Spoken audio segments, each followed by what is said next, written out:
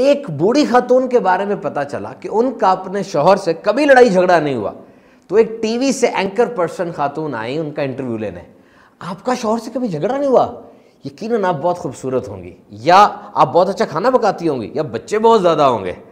बूढ़ी खातून मुस्कुरा के कहने लगी, ऐसी बात नहीं है, खूबसूरत औरतों के घर में भी मसला बनता है और अच्छा खाना पकाने वालियों के शौहर भी भागे भागे रहते हैं, तो फिर क्या वजह है?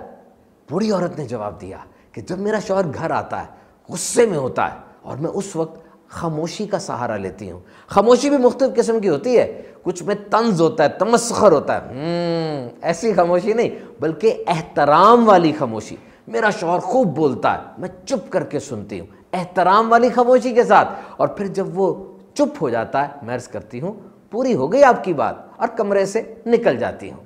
एकदम एंकर पर्सन खातून बोली, हाँ अब तो मौका मिल गया ना, रुस जाएं, नाराज हो जाएं, 2-2 हफ्ते मुंह फुला के रखें।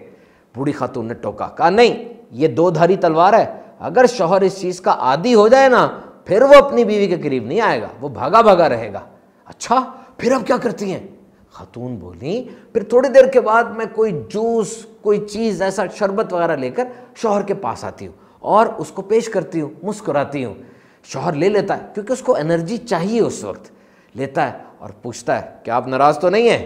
बूढ़ी खातून कहती है, मैं कहती हूँ बिल्कुल भी नाराज़ नहीं हूँ मैं तो। और फिर उससे अच्छी अच्छी बातें करने लगती हूँ। मेरा शौहर मुझसे माजरत करता है और फिर मुझसे अच्छी अच्छी बातें करना शुरू कर देता है। एकदम खातून एंकर पर्सन बोली, हाँ मक्कार, देखा कैसे ट्रैप कर रहा है आपको, पहले कितना गुस्सा कर रहा था, अब कैसी लच्छेदार बातें कर रहा है।